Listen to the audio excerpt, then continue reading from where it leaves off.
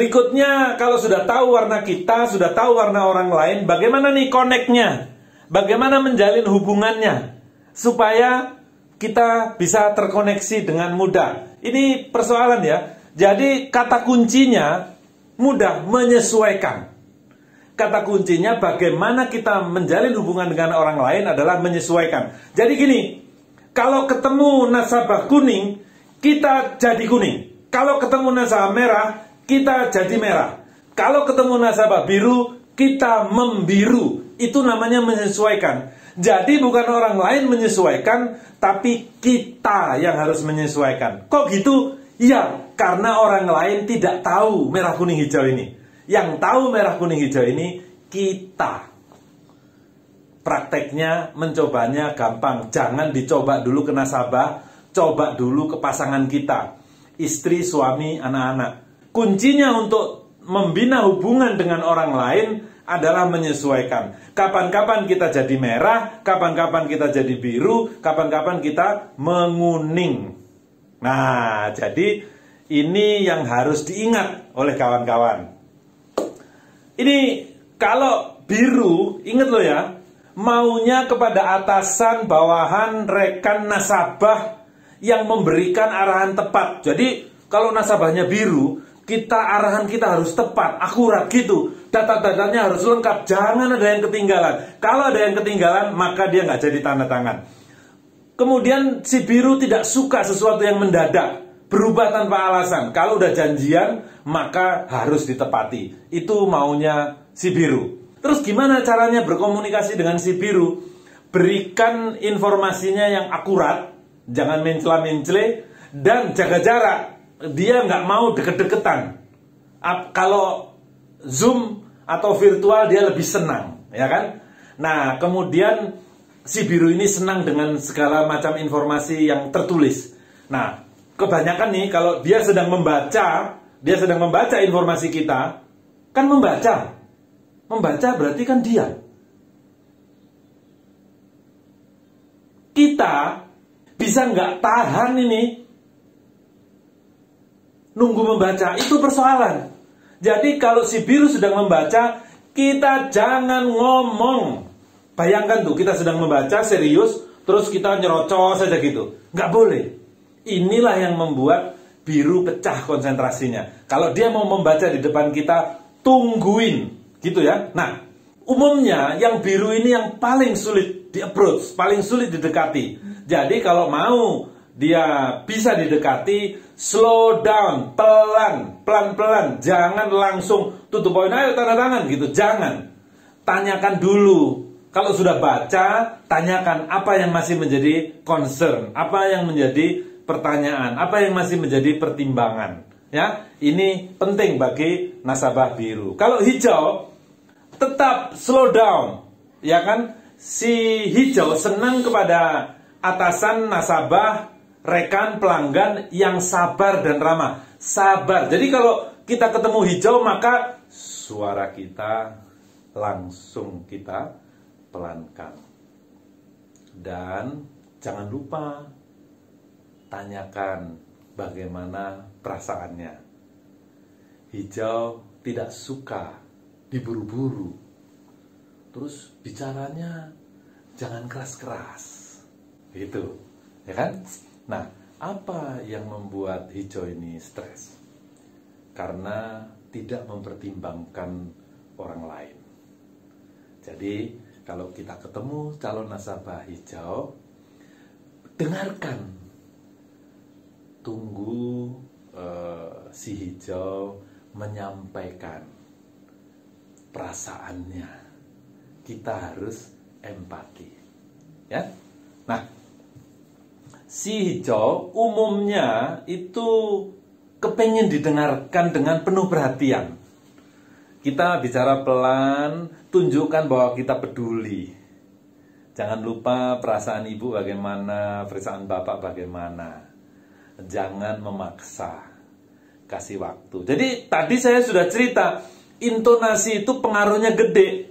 Memang ketemu hijau, terus kita mau kasih waktu sih, ya silakan Bu, kasih waktu. Tapi kalau bicara kasih waktu nada dasarnya begini, itu kan kelihatan marah gitu.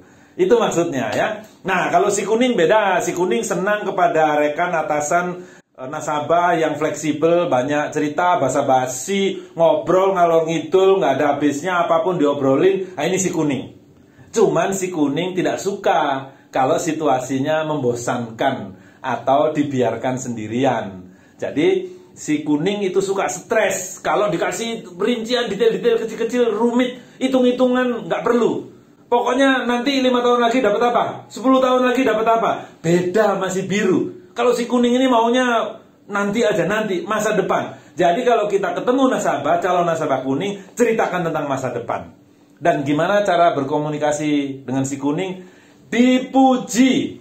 Apapun, kacamatanya bisa, wah bos, kacamata baru bagus sekali nih, gitu, ya kan? Bos, baju ada merah putih, ada Garuda ini, mantap kali bosan. Itu si kuning begitu. Maka sekali kita memberi pujian, tanda tangan dia. Jadi jangan lupa bahwa kalau ketemu nasabah atau calon nasabah kuning, tunjukkan bahwa kita ini suka dengan apapun, sepatunya, bajunya, aksesorisnya, cincinnya, jamnya, itu maka dia akan senang. Gimana approach-nya? Jadilah anak gaul. Ya kan? Oi bos gitu. Bro, mas bro. Gimana mas bro? Nah, gitu itu jadi anak gaul. Jadi akan lebih mudah di-approach. Persoalannya kalau ternyata warna saya biru. Warna saya biru, saya akan jadi sulit menjadi anak gaul. Nah, jadi inilah yang menjadi tantangan kita. Setelah kita tahu warna kita biru, merah, kuning, hijau, maka kita harus berlatih untuk menyesuaikan dengan warna orang lain. Yang merah, ini bagian terakhir nih. Yang merah itu senang kepada atasan, rekan, customer, nasabah yang memberikan jawaban langsung, tegas, infonya cepat, gitu. Ya kan? Ya, enggak. Gitu si merah maunya gitu. Si merah tidak suka bertele-tele, pakai basa-basi, enggak suka. Langsung saja to the point. Jangan pakai perasaan-perasaan. Dan kalau si merah sedang bicara, jangan menyela. Nah, itu penting tuh ya. Dengarkan dulu, nanti selesai baru. Gimana cara berkomunikasi dengan si merah? Jangan buat lucu-lucu, karena memang tidak lucu. Kata si merah, lucu-lucu itu apaan gitu. Apa yang membuat merah stres? Tidak segera dikerjakan. Jadi kalau nasabah, atasan yang minta sesuatu, segera kerjakan. Siap bos, komandan, kerjakan. Siap pak, besok nanti saya follow up ya. Langsung, itu si merah akan senang. Kalau lambat, dia akan teriak-teriak. Nah, secara umum, si merah senang dengan data dan logika. Jelaskan secara logis. Asalkan masuk logika saya tanda tangan. Dan untuk mendekati si merah, hati-hati. Kalau kita hijau, kita akan dilihat oleh si merah itu malu-malu. Gimana agar diterima dalam komunikasi? Kalau kita ini merah, jangan ngebosi. Belajarlah untuk bersikap melayani gitu ya, kalau merah. Kalau biru, usahakan lebih ceria. Biru itu kan tadi senyum aja susah gitu kan. Senyum please. Senyumnya pelit gitu. Kalau kita kebetulan biru, maka belajarlah tersenyum. Di Jepang itu ada pelajaran tersenyum tuh. Nah, kalau kita kuning, kalau rekan-rekan yang pegang kartu kuning atau pegang warna kuning, maka kurangi bicaranya. Jangan banyak kali. Kasihlah kesempatan itu calon nasabah untuk bicara juga. Kalau enggak, kita aja yang bicara. Pesan saya nih untuk disimpan. Yang pertama, tidak ada warna yang lebih baik daripada warna yang lain. Merah, kuning, hijau, biru, mau jadi pemimpin, mau sukses, mau hebat, semua punya kesempatan yang sama.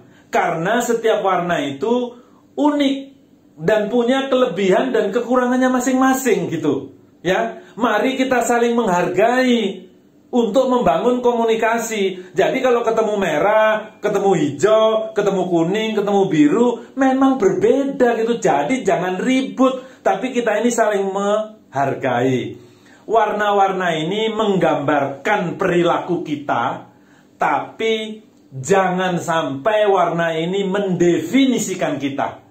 Ya, kalau merah itu cenderung cepat gitu.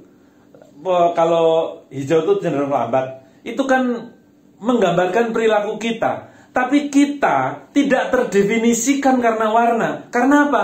Kita ini bisa beradaptasi. Jadi kalau saya merah, ya suara saya pelankan, kemudian saya kelihatan lebih ceria.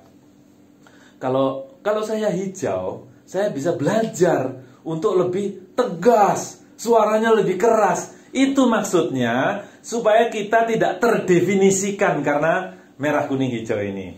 Nah, ini slide saya yang terakhir. Kesimpulan.